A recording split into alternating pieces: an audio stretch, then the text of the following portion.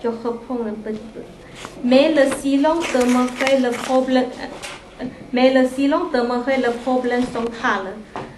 Ce force qui m'était apparue si souverainement, si constante des heures durant, et d'une existence que je jugeais plus évidente que la mienne, aurait-il été un signe que la macaque mescaline, à travers son sorte imagerie, était arrivée à mon donne.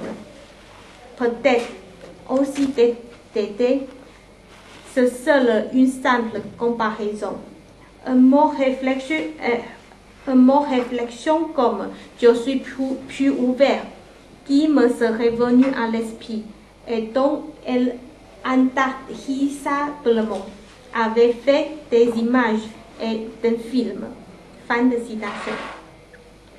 Michaud interprétait ce qu'il a fait dans le troc au lieu de le reconnaître. Même s'il se met à nouveau à dessiner, tout ce qu'il fait l'avait-il son imagination et non pas la réalité de la mescaline. Il se demande, c'est votre 22e citation, je cite, pourquoi ne bouge-t-elle pas, revient malgré mes réflexions différentes à cette représentation ou à une équivoque.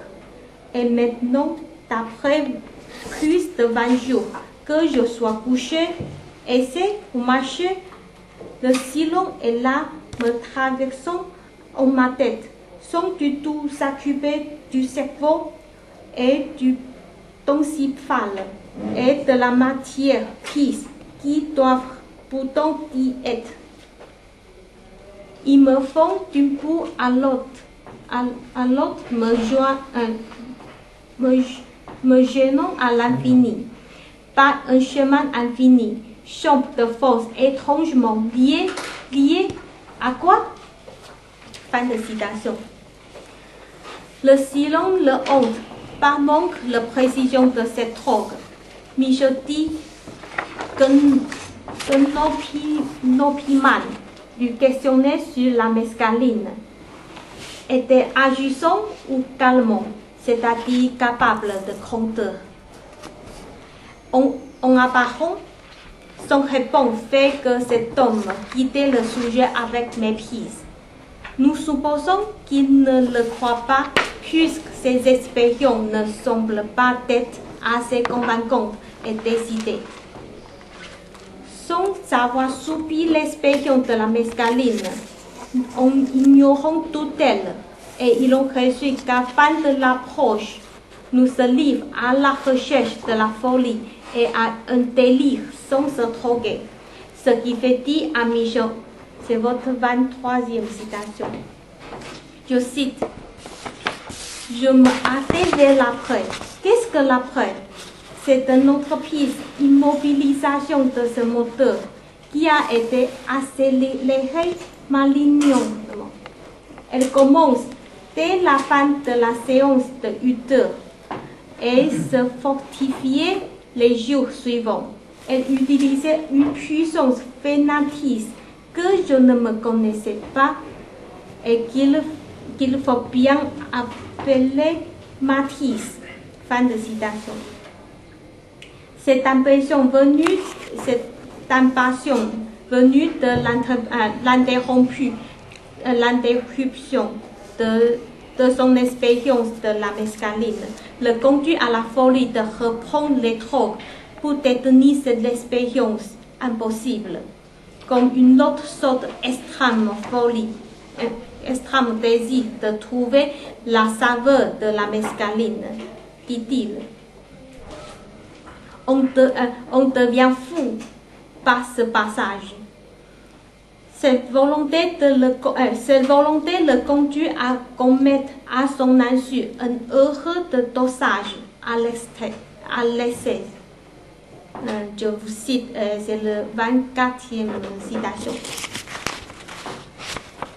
disparition. Voilà tout ce qui se serait présenté à moi dans ces journées, quoique je reprenne encore 2 fois de la mescaline, à croire que c'était de la crainte que je prenais par mépris. Je ne sens aucun effet mescaline, rigoureusement aucun. Pourtant, l'auteur est là, mais toi, l'auteur que je connais si bien, vais-je reprendre de la mescaline? Oui. À partir de là, Michaud se pénétrait de plus en plus dans la recherche folle pour s'approcher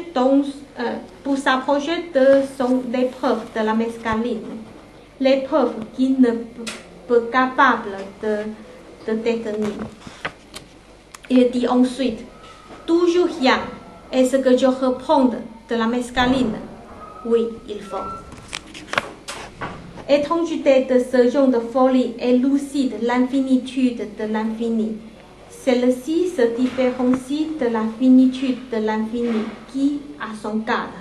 Par exemple, sans prendre la mescaline, on retournait à la vie ordinaire, référence à un misérable miracle.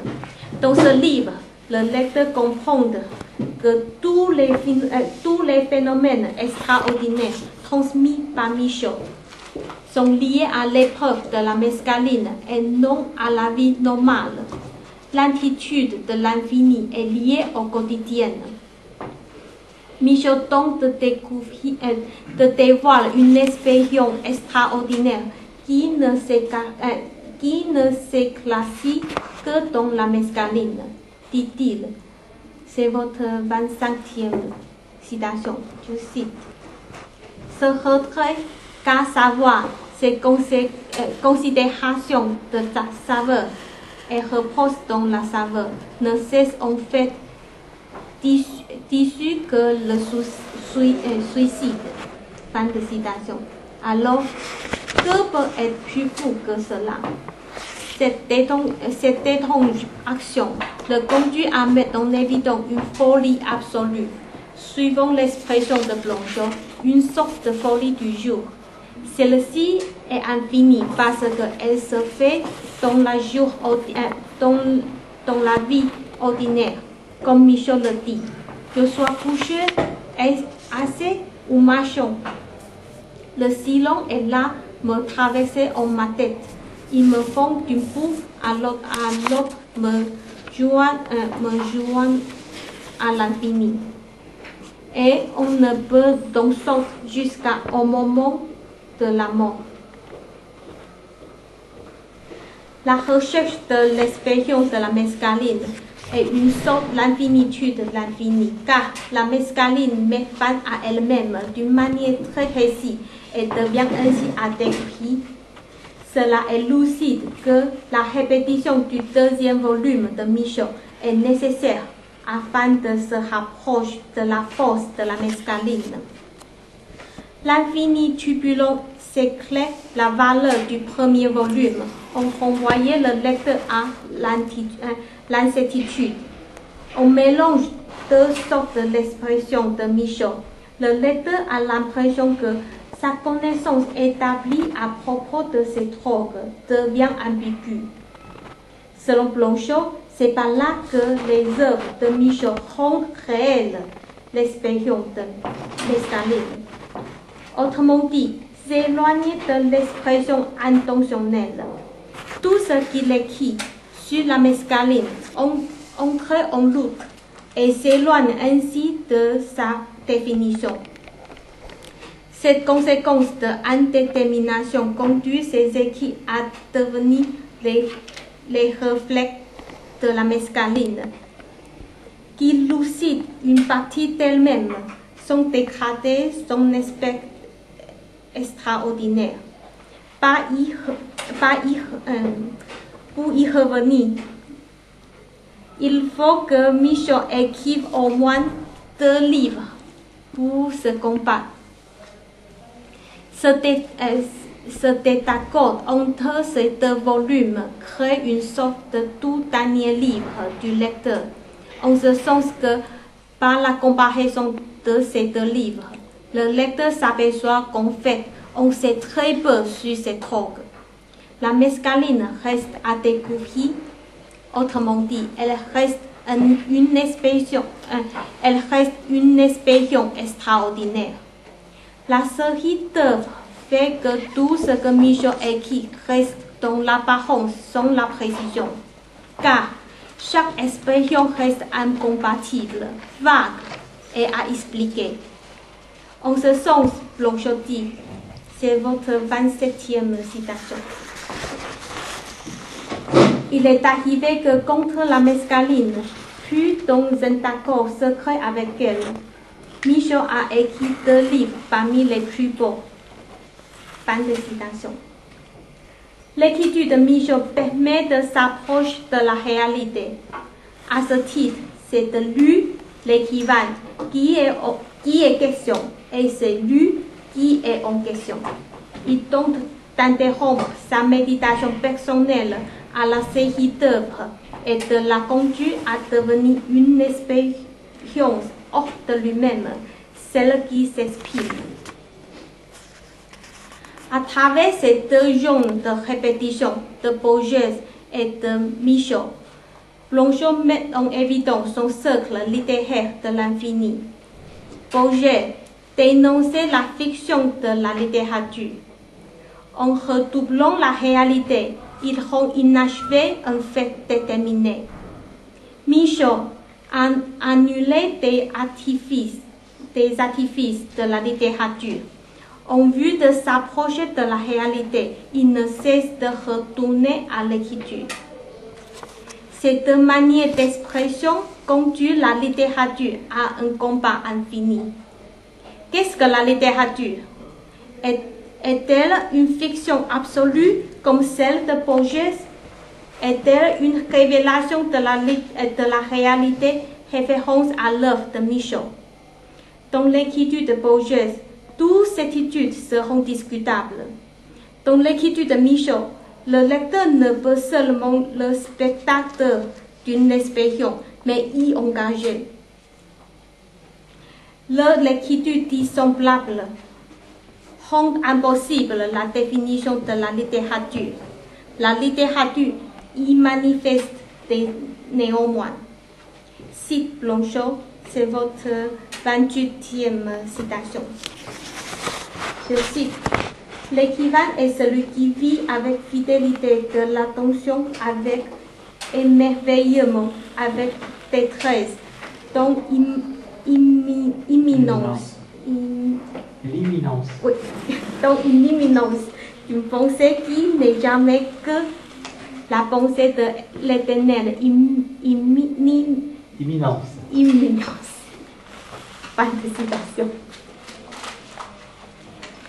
Celui qui écrit un livre l'écrit par cette étude de la littérature telle qu'il image. Pas ignorant de l'interrogation de qu'est-ce que la littérature. Le sentiment de l'avoir touché peut-être être illusion de l'avoir l'atteindre, car la littérature se confond avec sa loi. L'œuvre bouleverse les lois de la littérature et devient littérature de la loi. En lisant un livre, il y a une sorte de loyauté méthodique de dire vers quel point il semble que le livre se dirigeait. Et c'est de là que vient l'idée essentielle de la littérature de Blanchot, concernant moins la forme, soit la nouvelle, soit le reportage, que l'acte créateur. Celui-ci est un acte d'incarnation qui fait se rejoindre en un point ambigu le royaume des sens et l'obscur présent sensible. D'après une décision est prise, il en suit que tout devra l'être. On se met à créer, on se livre on se met à créer, on se livre à la fascination et avec elle, on crée des autres choses. Ainsi se fait sans fin une infinité de variantes possibles d'un livre qui remarque un centre non pas fixé pour que le lecteur ne cesse de le chercher. C'est la littérature de Blanchot concernant l'écriture infinie, féconde par la conscience de pas tout à fait, puis exactement. Il y a toujours des choses à dire. À partir de cela, toute l'œuvre doit être reprise. En ce sens, nous pouvons peut-être comprendre pourquoi cet ouvrage, par exemple ceux de Humboldt, ne peuvent être déterminés lorsque l'écrivain a cessé d'écrire. Pourquoi des écritures qui restent fragmentées, par exemple celles de Kafka, nous renvoient toujours à la richesse de la pensée. Merci de votre attention.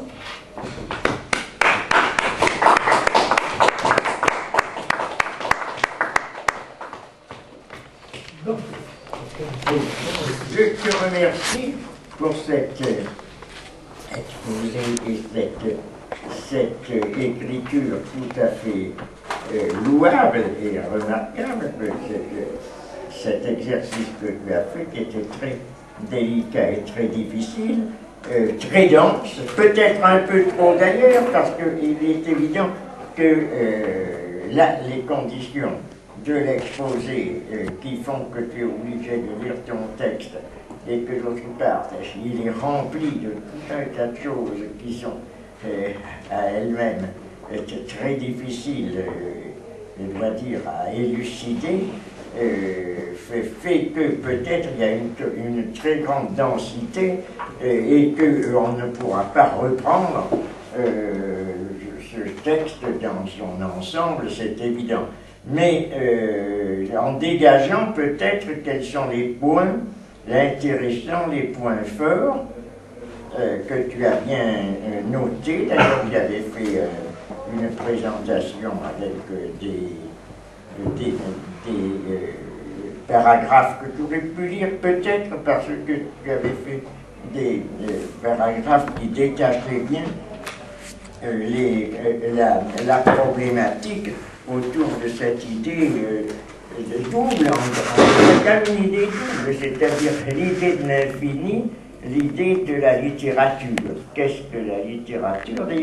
D'ailleurs, on peut dire que toute l'œuvre de Blanchot, tu l'écris à un certain moment, c'est consacré au fond à cette interrogation. Tu dis d'une façon assez directe, un peu naïve peut-être, est-ce qu'il se répète? Est-ce que s'il s'interroge sur la littérature, est-ce qu'il dit la même chose toujours? Oui, à la fois il dit la même chose, là on pourrait utiliser un langage un peu proche de celui de Blanchot, à la fois il dit la même chose et il ne dit pas la même chose. Il le dit dans des circonstances, dans des contextes différents. Tu cites là Françoise Collin qui dit nettement un sens, on n'est pas attaché simplement à un mot, il est attaché à une phrase, il est attaché à un contexte, donc c'est le contexte dans lequel quelque chose est écrit qui donne le sens. Là. Quand il s'interroge sur la littérature, il est clair que Blanchot a une certaine idée de la littérature, bien qu'il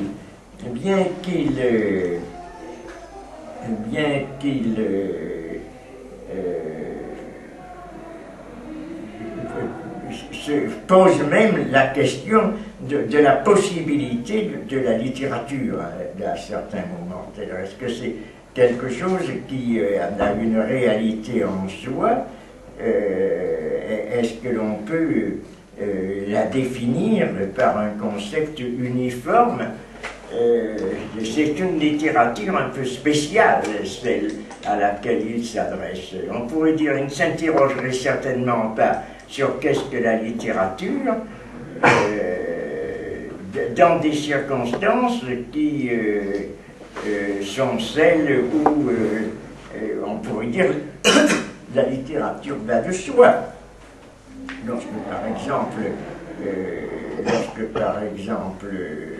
ne sais pas, un auteur du XVIIe, XVIIIe siècle s'interroge sur la littérature, ne s'interroge pas sur la littérature, il fait de la littérature, il écrit. On peut s'interroger sur la littérature, sur la langue littéraire, si, il y a bien des manifestes dès le XVIe siècle, le groupe de la Pléiade, qui était formé par Ronsard, Dubélé, Baïf, etc., se sont bien interrogés sur la langue à utiliser. Mais on disait quelle est la langue qu'il faut utiliser,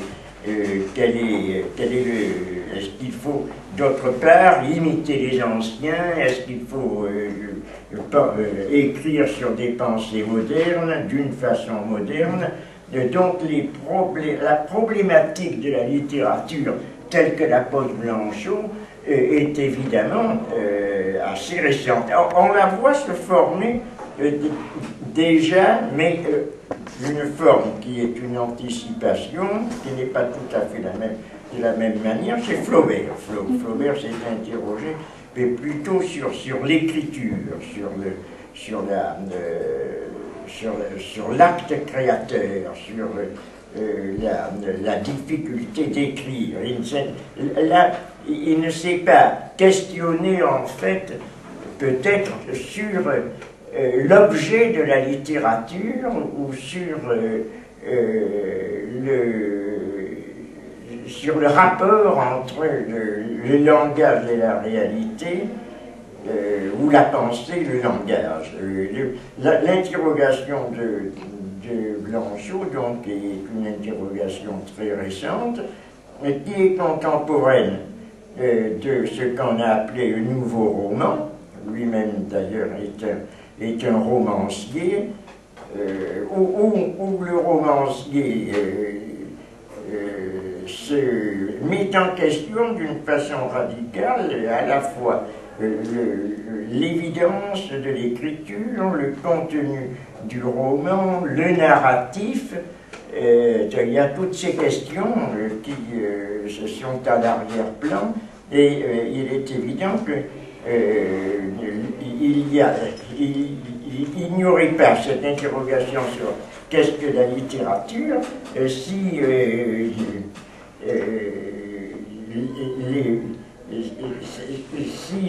les auteurs entraient dans le roman narratif d'une façon directe, d'une façon simple, raconter des histoires, ou raconter des romans historiques, ou raconter des romans de mœurs, ou se proposer de faire une description du monde réel ou de la société, comme Balzac, comme Zola.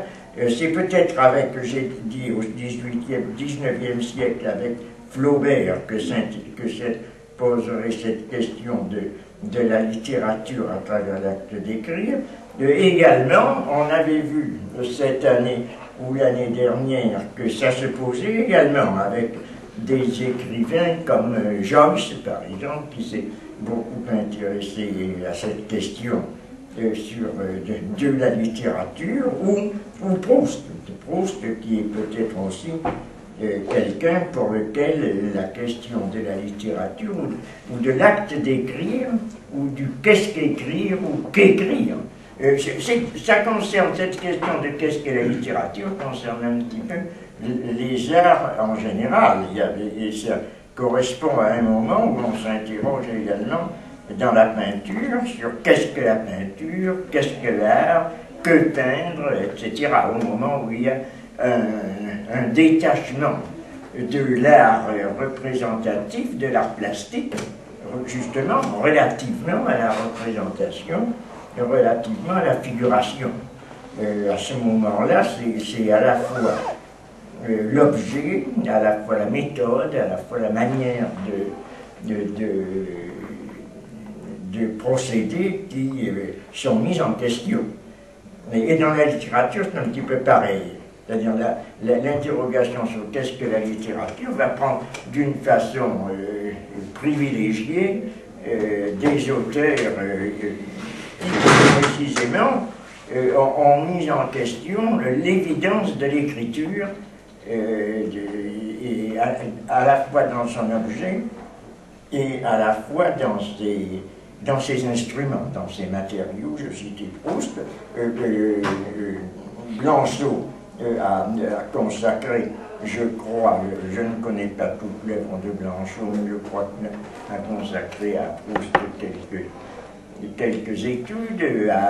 Il s'est intéressé particulièrement à Kafka aussi, dont toute l'œuvre est consacrée au fond à essayer de définir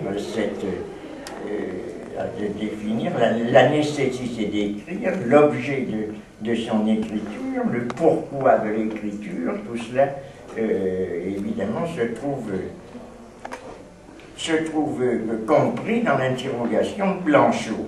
Il y a également, tu mets en relation cette idée, donc cette interrogation est quelque chose qui est une question ouverte, c'est une question qui n'est pas résolue, elle ne s'achève pas dans quelque chose qui est un projet déterminé, qui même, quelle que soit sa grandeur, peut avoir son commencement, sa fin, ses matériaux. Si l'auteur se propose, par exemple, de décrire l'histoire, la physionomie d'une société, ou sa propre histoire, ou l'histoire d'un pays, etc., ou insérer son œuvre dans un ensemble qui est un ensemble descriptif, cohérent, narratif, il ne va pas s'interroger sur qu'est-ce que la littérature.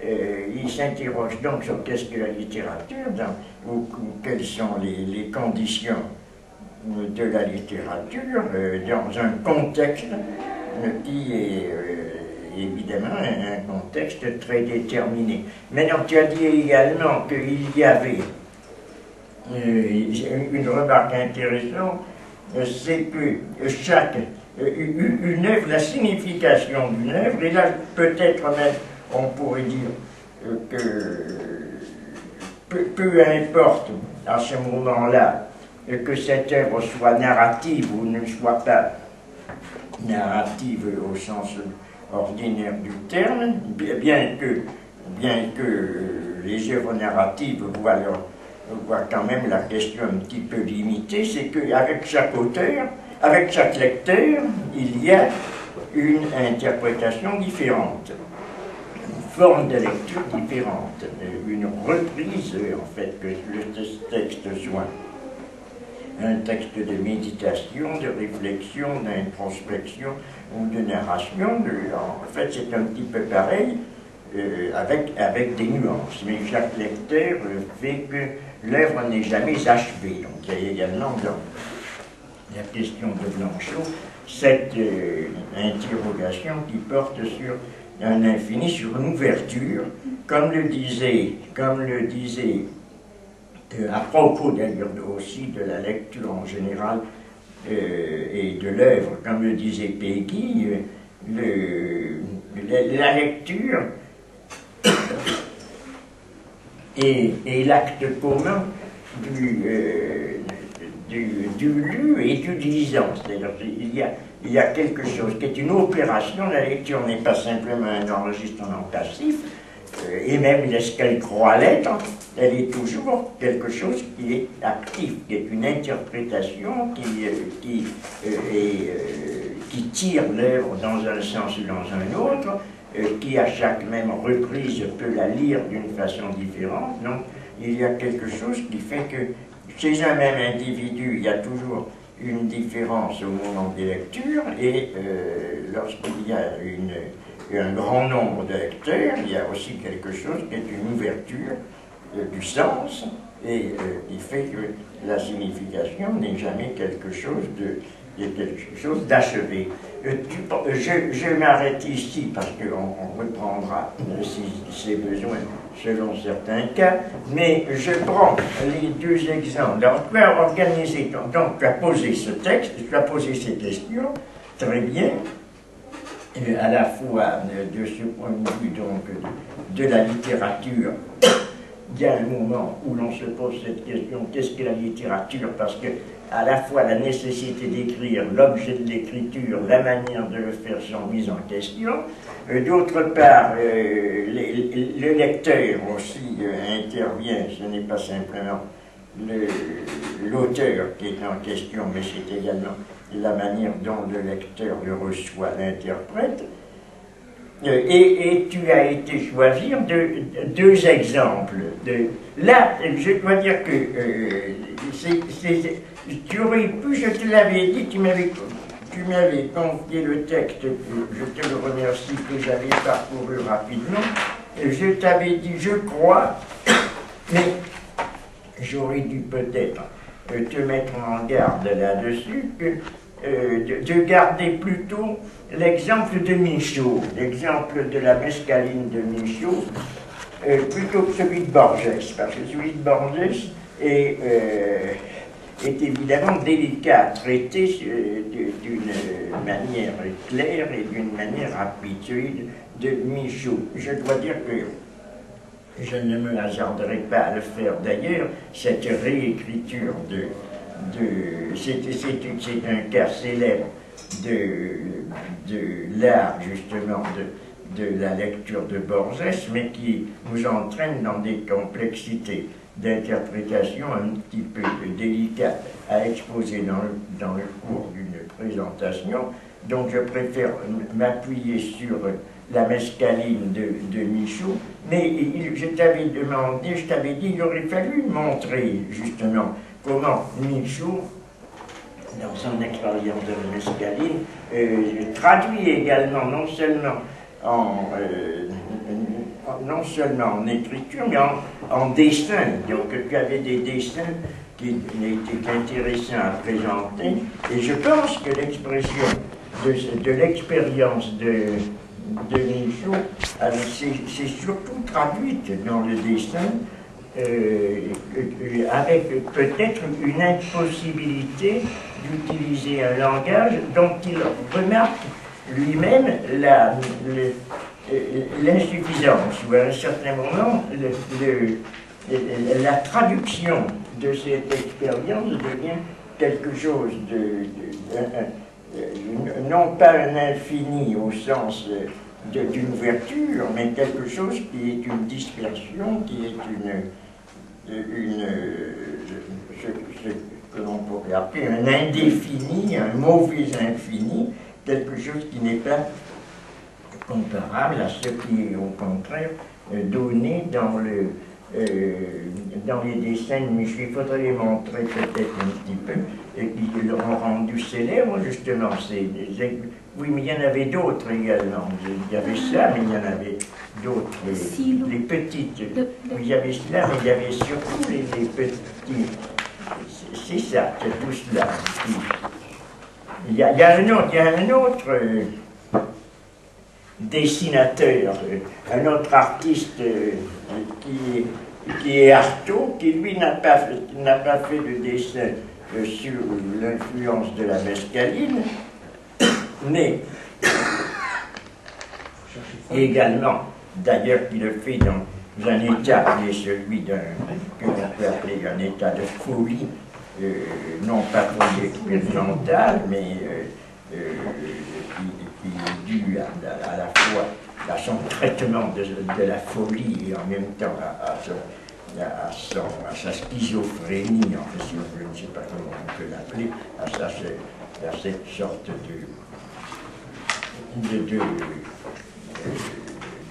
de trouble mental qui l'a conduit à être interné et en même temps à subir des traitements qui ont agi également sur l'ensemble à la fois de son écriture, de sa vision, de la façon dont il dessine, et c'est un petit peu ce que décrit ici Michaud dans un autre cas, puis c'est une expérience, c'est une sorte de folie expérimentale qu'il décrit ici, et qui est très intéressant. Comme Michaud, sous contrôle médical, d'ailleurs,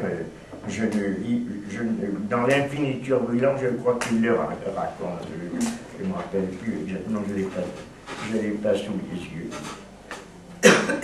Alors là, c'est intéressant, justement, ce rapport. Maintenant, oui, il aurait fallu que tu portes le texte, c'est dans la condition critique. Je n'ai pas lu ce texte, malheureusement, la condition critique dans laquelle Blanchot rapporte l'histoire du Don Quichotte de Ménard de Borges, c'est ça, oui. Tu l'as la condition, c'est ça, oui, on dirait des cartes, c'est une sorte de dessin de cartes qui en même temps, d'ailleurs, reproduit comme des circonvolutions cérébrales. On a l'impression que c'est une sorte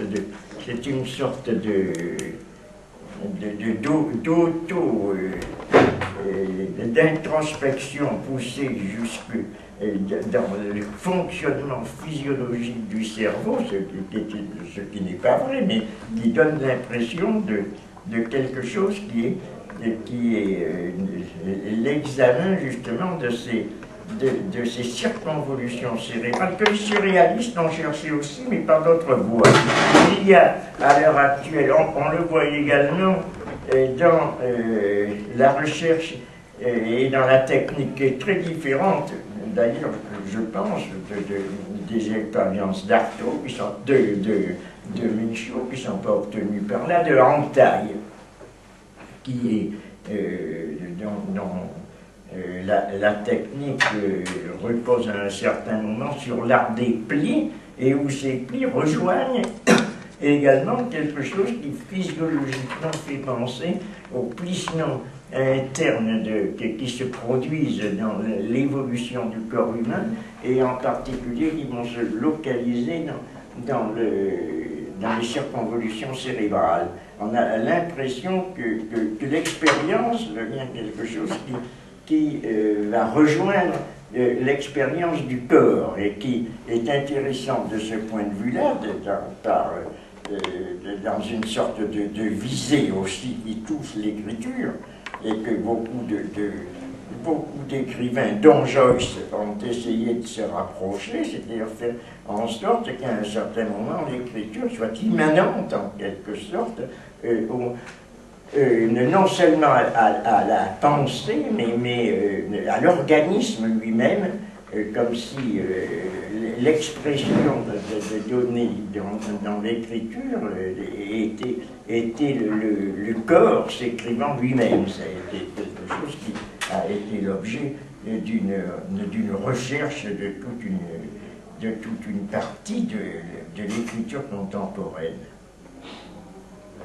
Bon, je m'arrête ici, oui. Alors, tu dis, là je n'ai pas saisi parce qu'il faudrait avoir le texte.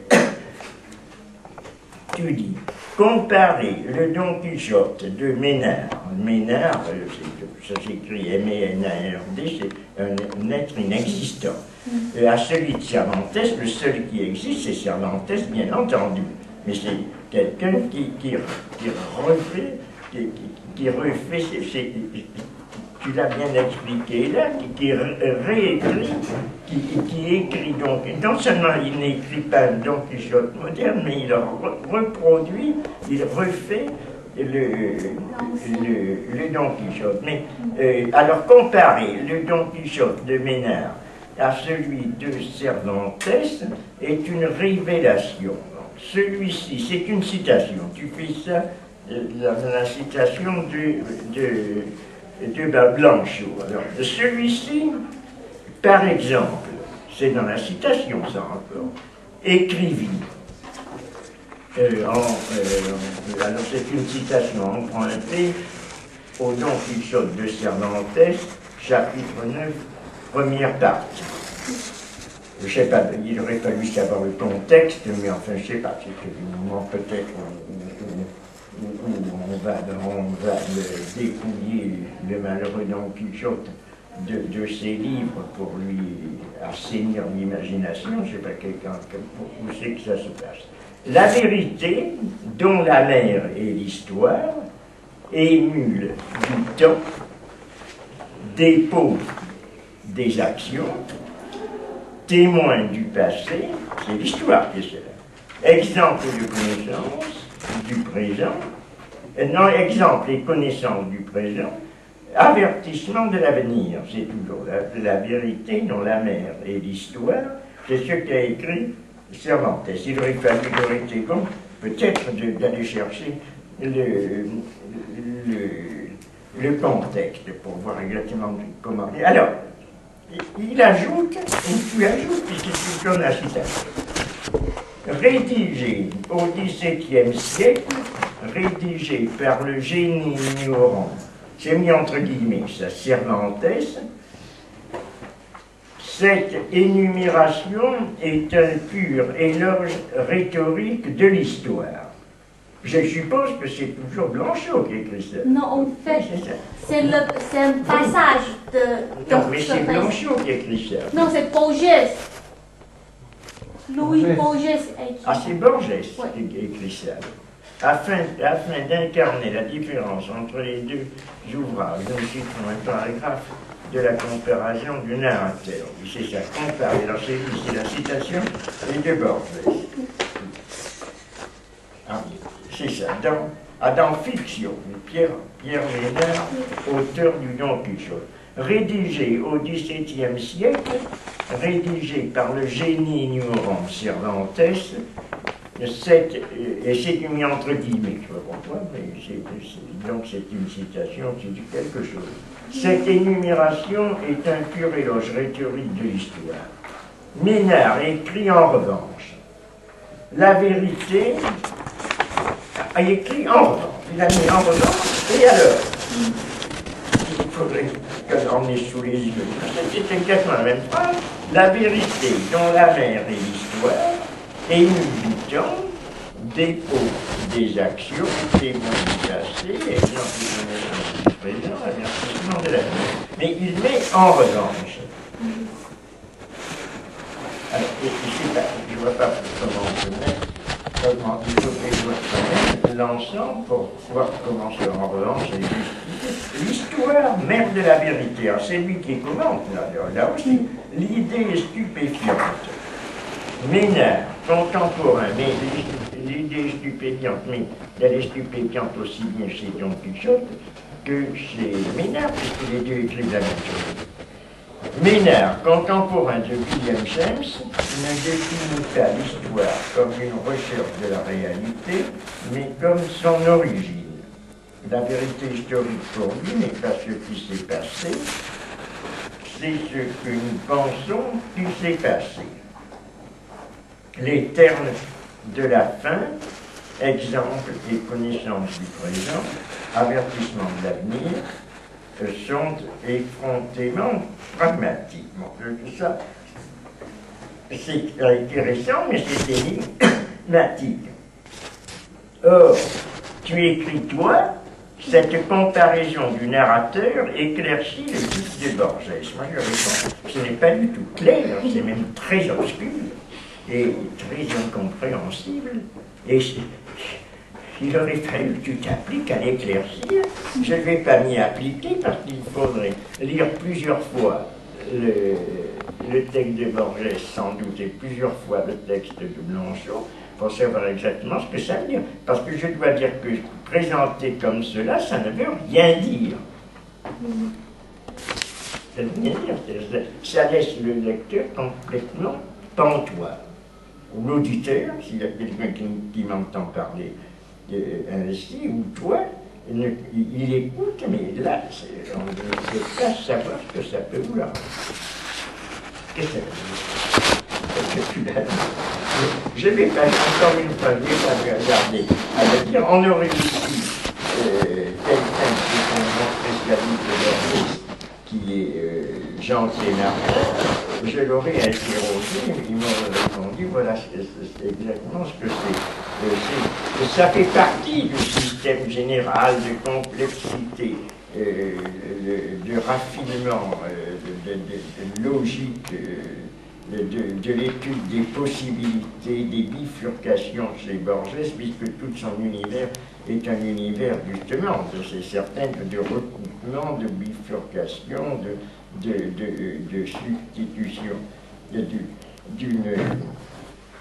d'un auteur à un autre, mais de quelle manière ici ça intervient, je dois dire que je ne comprends pas. Il y a une incitation à cela dans Cervantes même, puisque dans la seconde partie de Don Quichotte, on apprend que Don Quichotte que le personnage, que Don Quichotte apprend, découvre que son personnage est connu, puisqu'il est quelqu'un dont quelqu'un d'autre a écrit l'histoire, et que ses contemporains connaissent en disant « Ah voilà Don Quichotte ». Donc l'histoire de Don Quichotte est connue avant même que Don Quichotte apparaisse. Il y a un passage très très subtil là d'ailleurs qui est étrange et qui est écrit par Cervantes lui-même. Donc le personnage romanesque devient en fait son contemplateur de son propre personnage dans le roman. Or là, il y a un petit peu cela, une sorte de recoupement, une sorte de ce qu'on appelle un abîme, c'est-à-dire quelque chose qui est une sorte de miroir de la réalité, qui était très estimé dans les représentations graphiques et également picturales à l'âge baroque. La mise en abîme du réel, le passage tout à coup à travers le miroir du monde réel mis en contestation dans La vérité est un songe de Calderon, tout cela et cette problématisation du réel par l'écriture, qui, sans être thématisé de cette façon-là, comme va le faire Blanchot, est malgré tout présente déjà. Je pense que c'est cela que traduit Borges, c'est-à-dire l'écriture suffit à mettre le réel en mouvement, à le contester, à le refouler, à la fois à le déplacer en le créant de nouveau, mais en le niant d'une certaine autre façon, puisque cette négativité créatrice est au centre de la pensée de Blanchot, par exemple dans le livre à venir, ou dans La part du feu. Donc il y a peut-être cela, ce n'est pas impossible, mais il faudrait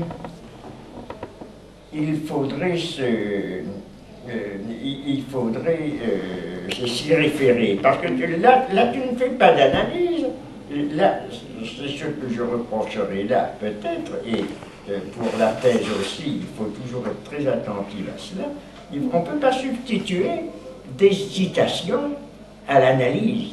Or, pour analyser, toi tu dis, bon, donc tu cites un texte de Borges très intéressant, mais je dois dire énigmatique. Tu dis d'autre part que cette comparaison est claire. Claire, je sais ça.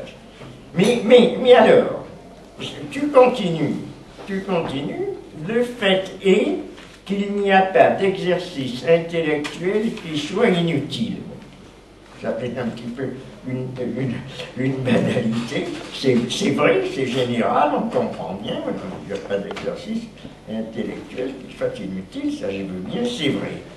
Mais tu joins cela en disant ainsi il conclut. Il, c'est-à-dire Borges. Alors, cette comparaison du narrateur éclaircit le but de Borges. Donc, le narrateur, c'est Borges, je ne sais. Cette comparaison du narrateur éclaircit le but de Borges. Le fait est, il faut faire attention aux expressions, il faut que ça soit intelligible. Le fait est qu'il n'y a pas d'exercice intellectuel qui soit inutile. C'est compréhensible en soi, mais ce n'est pas compréhensible en tant que relation à ce que tu viens de dire. Parce qu'on voudrait savoir comment ça s'y rattache. Au lieu de pousser l'analyse, une citation. Ainsi, il conclut, ouvre les guillemets, alors on retombe sur Borges, Ménard, peut-être sans le vouloir, a enrichi l'art figé et rudimentaire de la lecture par une technique nouvelle. La technique de l'anachronisme délibéré et des attributions erronées.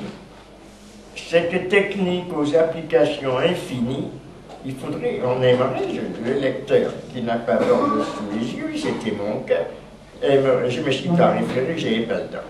Mais j'aurais dû le faire, c'est moi qui suis en défaut. Donc je te reproche sans te reprocher, mais malgré tout, il aurait été intéressant de se référer pour savoir ce qu'il vise là. La technique de l'anachronisme délibéré et des attributions erronées. Tout ça aurait demandé une explication serrée, précise, rigoureuse, qui ne se bat le lecteur sur sa fin. Cette technique aux applications infinies, tout ça c'est du Borges. Donc, ce cas de Borges, je le laisse, puisque c'est à toi de l'expliquer. Lui-même, sans doute, s'est expliqué suffisamment, mais tu en découpes des morceaux qui ne sont pas, eux, en dehors du contexte compréhensible. Cette technique aux applications infinies nous invite à parcourir l'Odyssée comme si elle était postérieure à l'Énéide. C'est extrêmement intéressant, mais ce qui est vrai, c'est-à-dire que nous ne parcourons pas l'Odyssée qui date du 7e siècle avant Jésus-Christ à peu près, à l'Énéide, qui date du 1er, mais nous lisons l'Odyssée après avoir lu l'Énéide, où nous pouvons lire l'Odyssée après. Il faudrait savoir qu'est-ce que ça peut vouloir dire, comme si elle était postérieure à l'Énéide. Et le livre des chanteurs de Madame Henri Bachelier, bon, cette Madame Henri Bachelier, personne ne sait qui c'est. Il faudrait savoir quand même qui c'est. Mais comme s'il était de Madame Henri Bachelier. Tu cites ça comme si c'était une explication. Bien, mais enfin, quand même, ce n'est pas une évidence absolue, c'est une évidence sans doute chez Borges, puisque Borges l'a écrit, bon, je suppose que je vais me référer à ce texte-là, donc dans Fiction, pour voir exactement ce qu'il écrit. Je suis sûr que c'est compréhensible ce qu'il écrit, mais bien qu'il soit un auteur subtil et assez énigmatique. Enfin, là, même s'il ne dit pas qui est Madame Henri Bachelier, c'est qu'à son époque, quand il écrivait, on devait savoir qui c'était. Et le livre du Jardin du Centaure de Madame Henri Bachelier, comme s'il était de Madame Henri Bachelier. Cette technique, bon, là on ne peut pas recopier cela sans expliquer ce que ça veut dire. Cette technique peuple d'aventures les livres les plus paisibles. Alors, attribuer l'imitation de Jésus-Christ, qui est du 1er siècle, je crois, ou peut-être à l'époque de Thomas d'Akempis, je ne sais pas de quelle époque ça date, non pas du 1er siècle, mais du 10e, je ne sais pas quoi, l'imitation de Jésus-Christ à Louis-Ferdinand Céline, là, on comprend peut-être mieux, c'est pas tout à fait la même chose, mais on commence à saisir qu'il y a quelque chose d'intéressant. Ou à James Joyce, n'est-ce pas renouveler suffisamment les minces conseils spirituels de cet ouvrage? On comprend, sans comprendre tout à fait, parce qu'il faudrait là aussi commenter. Qu'est-ce que ça voudrait dire? Il est évident que si un livre qui est un livre de spiritualité pieuse, qui indique, qui est une sorte d'exercice spirituel que l'on doit lire chaque jour de façon à, et qui est fait d'invocations, imitons l'humilité du Christ, 8 millions de nous, aimons les pauvres, etc., tout cela, et si on l'attribue à quelqu'un qui est au contraire un pourfendeur ironique de toutes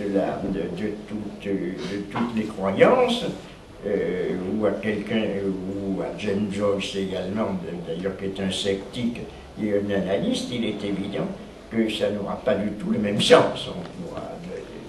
Attribuons-le à Sade, il est évident que ça n'aura pas du tout le même sens. Donc, il y a donc des commentaires à faire là-dessus. Mais parce que tu mets l'action de... Tu commentes bien, si, mais enfin tu ne commentes pas d'une façon suffisante parce que ensuite on remonte, on retrouvera une citation, tu vois. Parce que l'action de Ménard décide que tout lecteur doit être capable de toutes les idées pour que l'on puisse recréer toujours un même livre. Et là, je dirais, c'est une paraphrase, c'est pas une explication. Et ce n'est une paraphrase, mais une paraphrase affaiblissante, parce qu'il ne dit pas cela. Il ne dit pas tout lecteur doit être capable de toutes les idées pour que l'on puisse recréer toujours un même livre. Il ne dit pas du tout ça. Il ne dit pas ça.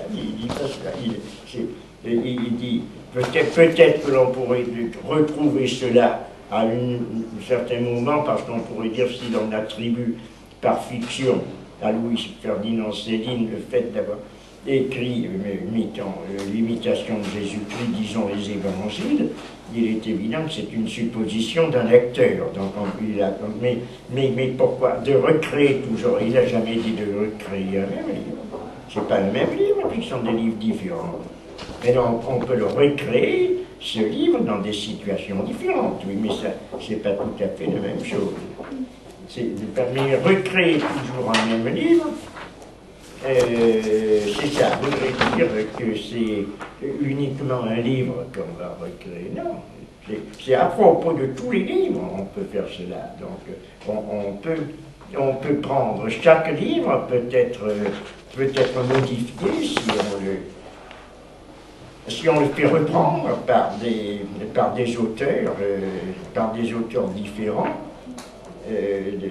Mais parce que ça va modifier le sens, ça va modifier. Mais il faudrait savoir de quelle façon Borges, de toute façon,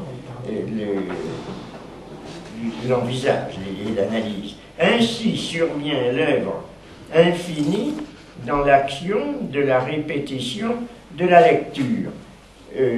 Oui, là c'est juste, mais peut-être que alors ça en dit moins que ne veut le dire Borges, parce que la répétition de la lecture n'est pas nécessairement le fait d'aller attribuer.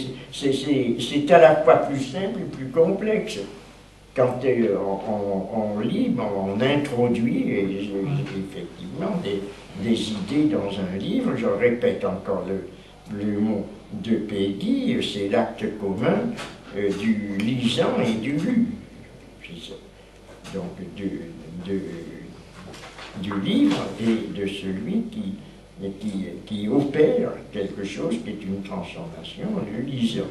Ainsi survient l'œuvre infinie dans l'action de répétition de la lecture. Je te relis. Blanche Audy, dans la fiction de Borges, nous avons deux œuvres dans l'identité du même langage, et dans cette identité, qui n'en est pas une, le fascinant mirage de la duplicité des possibles.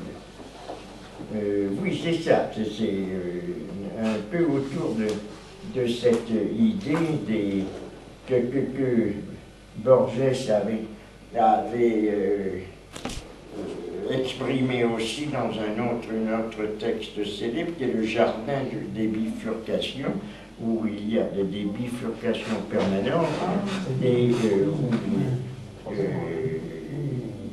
il y a donc une sorte d'ouverture indéfinie à chaque moment d'autres possibilités que celles qui sont indiquées par l'histoire, ou dans le cas de ce texte-là, ou alors par un texte également.